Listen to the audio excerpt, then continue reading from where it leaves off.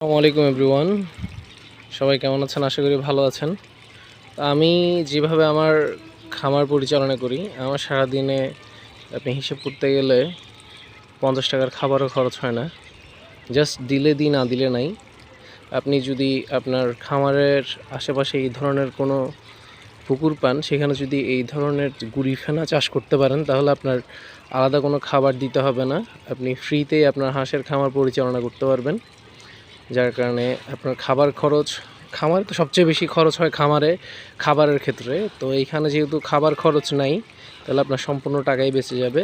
আপনি অনেক বেশি পরিমাণে লাভ করতে পারবেন।